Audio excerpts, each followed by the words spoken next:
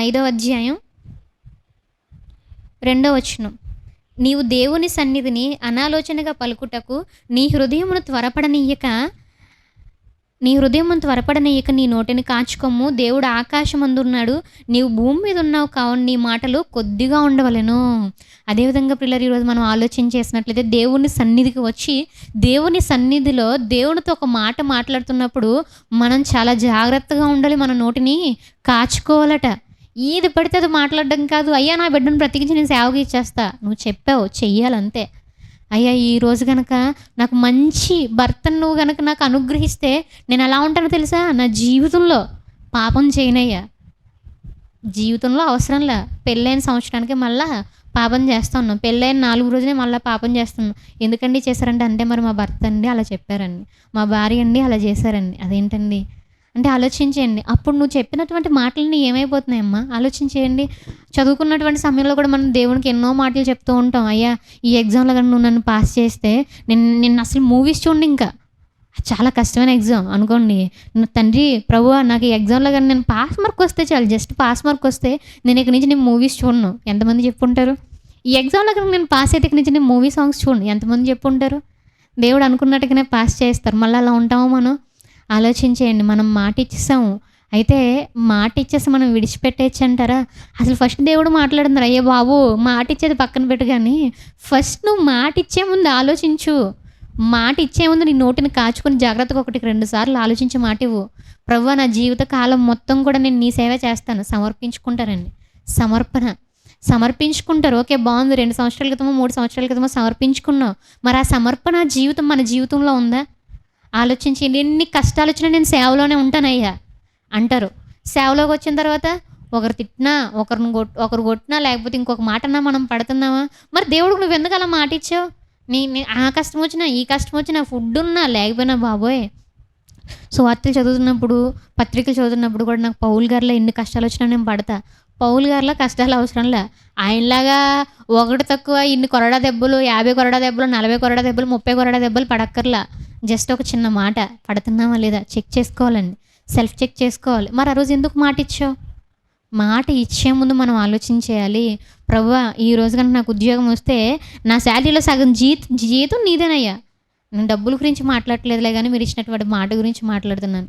సగం జీతం నీదేనయ్యా, 10వ భాగం నీకు ఇచ్చేస్తానయ్యా, ఇలా ఉంటానయ్యా అలా ఉంటానయ్యా అని చెప్పి మనం మాటిస్తున్నాం. అయితే ఆ మాటలన్నింటినీ కూడా మనం తీర్చే వాళ్ళంగా ఉన్నామా లేదా? దేవుడు మాట్లాడుతున్నారు, నువ్వు జాగ్రత్తగా కాచుకుని నువ్వు మాట్లాడిన తర్వాత దేవుడు ఏమంటున్నారు? ఆయన ఆకాశం మందు ఉన్నాడు, నీవు భూమి మీద ఉన్నావు కావు, నీ మాటలు కొద్దిగా ఉండవలేను. జాగ్రత్తగా ఉండాలి. ఆయన ఎక్కడున్నారట?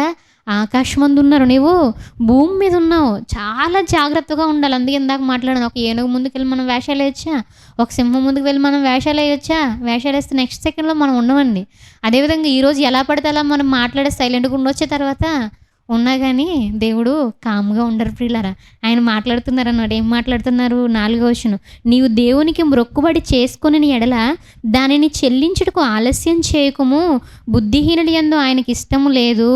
నీవు మ్రొక్కుకొని దాన్ని చెల్లించుము. నీవు మ్రొక్కుకొని చెల్లింపకుండుట కంటే మ్రొక్కుకొనకుండుటే మేలు. ఒకవేళ నువ్వు మ్రొక్కుకున్నావా, ఆలస్యం చేయకూడదు. దాన్ని నువ్వు తీర్చాలి. దేవునికి నువ్వు మాట ఇచ్చావు, ప్రభువా నేను ఈ రోజు నుంచి పరిశుద్ధంగా బ్రతుకుతానయ్యా. నువ్వు మాట ఇచ్చావు, నువ్వు మొక్కుకున్నావు.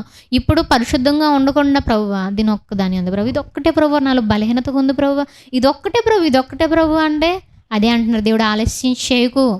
ఎందుకంటే నీ యొక్క మరణకాలం అనేది సమీపిస్తుంది. నీ మరణకాలం నీకు తెలుసా? తెలీదు. నువ్వు ఆలస్యం చేయొద్దు. నువ్వు మొక్కుకున్నావు, నువ్వు మూవీస్ చూడన్నా నువ్వు మొక్కుకున్నావు, మానేయాలి. అది అంత కష్టమైనా కానీ యవ్వన కాలంలో యవ్వనచ్చల్లో పడిపోనని చెప్పేసి నువ్వు మొక్కుకున్నావు, ఉండాలి అంతే. నేను మ్యారేజ్ అయిన తర్వాత నేను నా భర్తను ప్రేమిస్తున్నప్పుడు నేను ఒక అబ్బాయిని కన్నెత్తి చూడనయ్యా. దేవునిలో ఉన్నప్పుడు మత్తయి సువార్తలో ఒక మంచి మాట రాయబడి ఉంటుంది, ఏమను, నువ్వు మోహపు చూపుతో చూస్తే వ్యభిచారం చేసినట్లు. ఆ మాట చదివినప్పుడు చాలామంది ఎలా అనుకుంటారంటే, అయ్యా నేను యవ్వన కాలం నుండి ఒక అబ్బాయిని కన్నెత్తి చూడను, ఒక అమ్మాయిని కన్నెత్తి చూడను. ఇప్పుడు చూస్తున్నావేమో, జాగ్రత్త. ఒకసారి నువ్వు ఆల్రెడీ మొక్కున్నావు, ఒకసారి నువ్వు దేవుడికి మాట ఇచ్చేసావు, ఇప్పుడు చూస్తున్నావేమో, జాగ్రత్త. నువ్వు మాట ఇచ్చావు, ఉండాలంతే. నువ్వు మాట ఇచ్చావు, నిలబడాలంతే. దేవుడు మాట్లాడుతున్నారు అన్నమాట. నువ్వు మొక్కుకుంటే దాన్ని ఆలస్యం చేయొద్దు. నువ్వు దాన్ని ఏం చేయాలి? త్వరగా చేయడానికి నువ్వు సిద్ధపడాలి. మాట్లాడుతున్నాడు, నీ మ్రొక్కుకుని చెల్లింపకుండుట కంటే మ్రొక్కుకొనకుండుట ఏ మేలు. నీ దేహమును శిక్షకు లోబరిచినంత పని నీ నోటి వలన జరగనీయకుము. అది పొరపాటు చేత జరిగిన దోటేట చెప్పుకుము. నీ మాటల వలన దేవునికి కోపం పుట్టించి నీ కష్టమును వ్యర్థపరుచుకొనేదువు. ఏంటట? నీ దేహమును శిక్షకు లోపరిచినంత పని నీ నోటి వలన జరగనీయకుము. నిజంగా పిల్లలు మనం ఆలోచన చేసినట్లయితే దేవుని దగ్గర ఎన్నో మనం మాటలు చెప్పేసి ఈరోజు మనం చేయకుండా ఉంటే ఎవరికి కోపం పుట్టిస్తున్నామటండి? దేవునికి కోపం పుట్టిస్తున్నామంటండి. అప్పుడు ఏమవుతుందట? దేహానికి శిక్ష వస్తుందట. మీరు విన్నది నిజమే, దేహానికి శిక్ష వస్తుంది ఫస్ట్. ఆత్మను తీసుకెళ్ళిపోయి నరకంలో పడేసి తర్వాత సంగతి. ముందు మన దేహానికి శిక్ష వచ్చేస్తుంది. ఎలా ఉంటుందో మనం చూసామనుకోండి. సామెతల గ్రంథంలో ఒక మంచి మాట రాయబడి ఉంటుంది. ఈ సమయంలో మనం ఆలోచన చేసినట్లయితే సామెతల గ్రంథము ఐ థింక్ 2వ అధ్యాయం మనం చూస్తే 3వ అధ్యాయం మనం చూస్తే 6వ వచనం. నీ ప్రవర్తన అంతటి యందు ఆయన అధికారమునకు ఒప్పుకొనుము. అప్పుడు ఆయన నీ త్రోవలను సరాలం చేయును. నేను జ్ఞానిని కదా అని నీవు అనుకోవద్దు. యెహోవా యందు భయభక్తులు కలిగి చెడుతనం విడిచిపెట్టము. అప్పుడు నీ దేహమునకు ఆరోగ్యమును నీ ఎముకలకు సత్తువయు కలుగును. ఏంటట? ప్రవర్తన అంతటి యందు అధికారానికి ఒప్పుకోవాలంటండి. ఒకవేళ ఒప్పుకోకపోతే ఏమవుతుందో తెలుసా? నీ దేహం ఏమైపోయిద్దట? చెరిపోయిద్ది. నీ దేహం ఆరోగ్యంగా ఉండాలంటే ఏం చేయాలి? నీ ప్రవర్తన అంతటి యందు అధికారానికి ఒప్పుకోవాలి.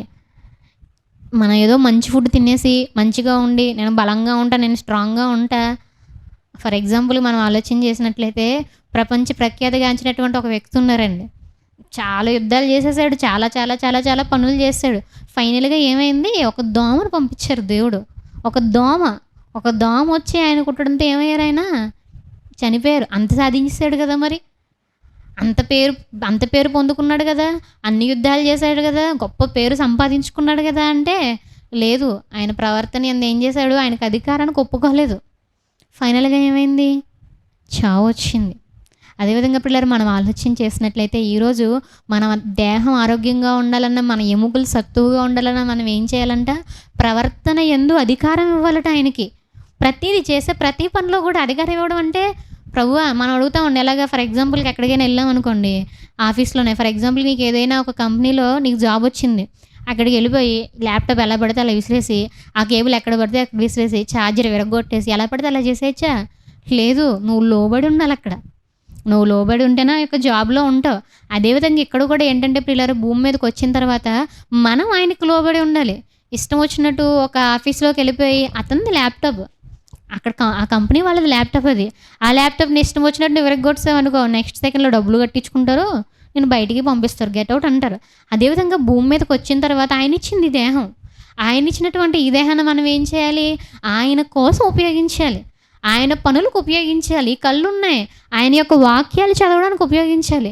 ఈ చేతులు ఉన్నాయి, ఆయన యొక్క పనులు చేయడానికి ఉపయోగించాలి. ఈ నోరు ఉంది, ఆయన యొక్క మాటలు మాట్లాడడానికి ఉపయోగించాలి. ఈ నోటితో దేవుని పాటలు పాడవచ్చు, లోకానుసారమైనటువంటి పాటలు పాడవచ్చు. అప్పుడు లోకానుసారమైనటువంటి పాటలు పాడడానికి నీకేం అధికారం ఉంది? నోరు నీదా? కాదు కదా, దేవుడు ఇచ్చారు. అప్పుడు మనం ఏం చేయాలి? అయ్యా ఈ నోరు నీది, నువ్వేం చేయమంటావు? అడగాలి ఆయన్ని. ప్రభువారు నా యొక్క పాటలు పాడు, కీర్తనలు పాడు, ఎన్ని మంచి కీర్తనలు ఉన్నాయి, పాడు నువ్వు. అప్పుడు అది మనం చేయాలి. దేవుడికి కాళ్ళు ఇచ్చారు. ప్రభువా ఎక్కడికి వెళ్ళమంటావు? సినిమా హాల్కి వెళ్ళొచ్చు, సువార్త సభకే వెళ్ళొచ్చు. నేను సినిమా హాల్కి వెళ్తాను అని చెప్పేసి నువ్వు వెళ్ళావనుకో, దేవుడు అడుగుతారు, ఆ కాళ్ళు నీయా నాయా? నావి కదా, నువ్వెందుకు అటు వెళ్తున్నావు? సువార్త సభకి వెళ్ళు. అప్పుడు ఆయనకి మనం ఏం చేయాలి? అధికారానికి మనం లోబడాలి. నీ ప్రవర్తన అంతటి యందు ఆయన అధికారానికి లోబడితే అప్పుడేమవుతుందట? దేహానికి ఆరోగ్యం ఉంటుంది, ఎముకలకి సత్తువు కూడా ఉంటుంది. కొన్నిసార్లు చూడండి ఏం జరుగుతుందో తెలియదు మన ఒంట్లో, ఏదో జరిగిపోతుంది. డాక్టర్ల దగ్గరికి వెళ్ళామనుకోండి, అంతా బాగానే ఉందండి, రిపోర్ట్స్ అన్నీ బాగానే ఉన్నానండి అంటారు. లోపల ఏం జరుగుతుంది? అయ్యో లేదండి నేను బాగాలేదండి, నాకు ఇలా ఉందండి అలా ఉందండి, గొంతు తెచ్చుకుని అరుస్తాం. రిపోర్ట్స్ అన్నీ నార్మల్ అండి, ఏం చేయమంటారండి అంటాం. దిక్కుతోచని స్థితిలో ఉంటాం. అలా ఎవరైతే ఉన్నారో పిల్లలు ఆలోచన చేయాలి, దేవుని దగ్గరికి రావాలి, దేవుని అధికారానికి లోబడాలి. నేను దేవునికి ప్రార్థన చేస్తున్నానండి అంటే సరిపోదండి, ప్రార్థన వేరండి. బాగా చెప్పాలంటే ఆఫీస్కి వెళ్ళో మేనేజర్ చెప్పారు, మీరు ఈ కంపెనీలో ఉన్నటువంటి ప్రతి ల్యాప్టాప్ని జాగ్రత్తగా చూసుకోవాలి. మాట విన్నావు, ఓకే అని చెప్పేసి నువ్వు రెస్పాండ్ అయ్యావు. ఎళ్లి పరిగెట్టుకెళ్ళి ల్యాప్‌టాప్ పగలగొట్టావు. అప్పుడు నా మాట ఇన్నావు కదా నువ్వు, నాతో మాట్లాడావు కదా, పర్లేదులే అంటారా? నేను చెప్పాను కదా నువ్వెందుకు చేయలేదు అంటారు. అవునా కదా? నేను చెప్పాను కదా నువ్వెందుకు పగలగొట్టావు అంటారు.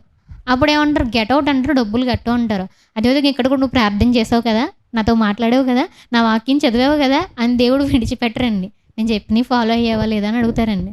అందుకు మనం ఏం చేయాలయ్యా అంటే ప్రవర్తన అంతటి యందు కూడా ఆయన అధికారానికి మనం ఒప్పుకోవాలి. లోబడాలి. అయ్యా ఈ దేహం నాది కాదయ్యా, నీదయ్యా, నువ్విచ్చిందయ్యా, నువ్వేం చేయమంటావయ్యా? అయ్యా ఈ బిడ్డ నా బిడ్డ కాదయ్యా, నువ్విచ్చిన బిడ్డయ్యా, నువ్వేం చేయమంటావయ్యా? అయ్యా నాకు ఇచ్చిన ఉద్యోగమే నాది కాదయ్యా, నువ్విచ్చావయ్యా, ఏం చేయమంటావయ్యా? అయ్యా ఈ నోరు, కాళ్ళు, చేతులు ఇవేమీ నావి కాదయ్యా, నువ్విచ్చావయ్యా, ఏం చేయమంటావయ్యా? అలా ప్రతి దాంట్లో కూడా మనం ఏం చేయాలండి? ప్రవర్తనకి మనం ఆయన అధికారానికి లోబడాలి.